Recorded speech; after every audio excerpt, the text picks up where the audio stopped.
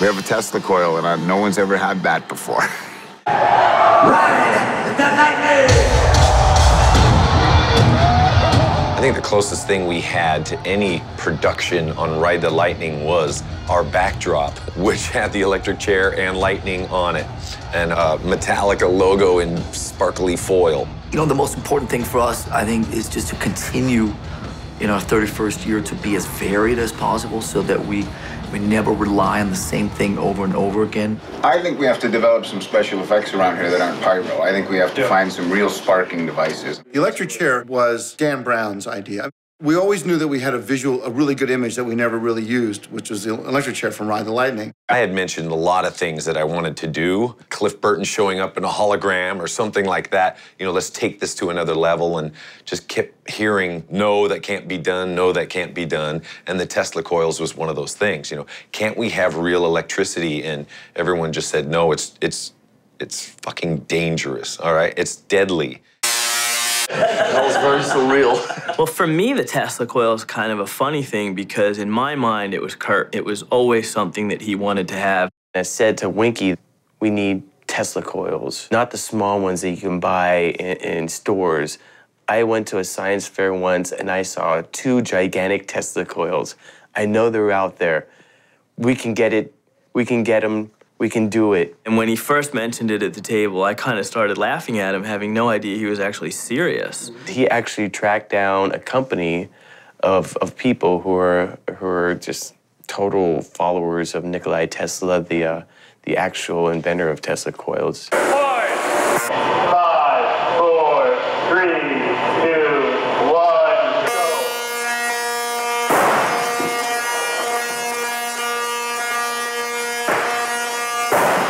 Everybody was absolutely knocked out. I mean, it was just like, oh my God, we can actually do that.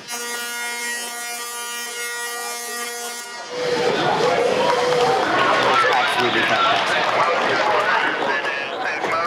If we can make that work, if we can make that safe, that's unbelievable. Everybody who saw it went, oh, we're gonna have to figure out how to make that work. We need about 5 of those bad boys. The strain. Yeah, I'd say going all the way around, it goes in the round, right? Yep. So Just think of that thing right up in the ring. we got to get that People will lose their mind. Was it a unanimous opinion that was fucking awesome? Let me just break it down if I can, if I don't. What we just shot was 10 feet, okay? You can go 20 feet, double machine. 95% of equipment is just fine at 15 feet. We have found that under some circumstances, we need greater distance, and that's dependent on the equipment. Or more critically, I have spot operators sitting in metal chairs holding metal spotlights. Normally, we don't even let people approach this sphere of death. The sphere of death. The sphere of death. Sphere of death. Apparently, it's a sphere of death. So the sphere of death is just that. It's the area in which if you walk in, you get zapped like a fly. It's like walking into the old bug zapper. I'm directly under the lethal kill zone. No, there's live bolts of lightning just flying overhead. On occasion, when I'm standing right here and I'm tuning, and if I'll have both my hands on the bass strings, I'll get a jolt. It's enough that I gotta let go and walk away. But the guy who fires it stands in front of me, so it makes me feel better. We actually have 3 people on our crew. One is the guy pressing the button. The other 2 are watching and holding e-stop buttons so that they can make sure that there's nobody in that zone of death. And there's a guy sitting down there. You know, he's like, okay, okay, okay. And if, you know, it's not okay, you know, get out, you know.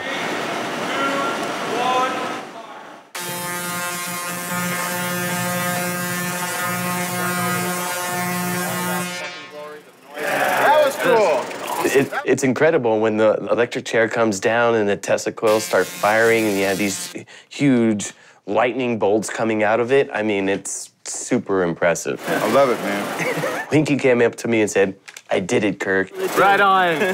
Right on.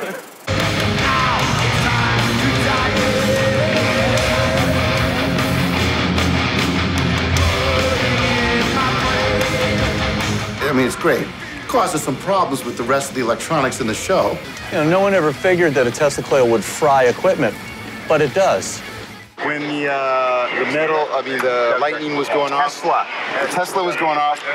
So was the bass. Yes, I know. So are the guitars. Second we turned it on, shit, everything went berserk. I mean, the PA went off, the crackling, the banging, the popping. We were lucky we didn't actually break it. We had to poke around. We were on a digital distribution system. We went analog for that one song. We had to move a lot of stuff from under the stage. I am amazed, to be honest with you. We've actually got it clean. These are technically very complex, but the effect they deliver is simple, it's visceral, and it's just blatant. And I can't wait to see how the crowd responds.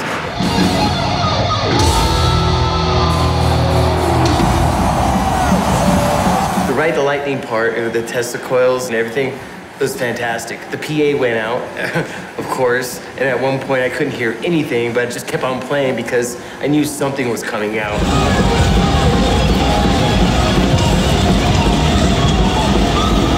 Oh, Ride the Lightning is the absolutely perfect song for this. The chair that come down with the lightning all over it, great. Ride the Lightning, it's still my favorite. Electric chair! The best, lo mejor! Ride the Lightning, man. That's incredible, man. I can't believe it. It's just huge and spectacular. Right on.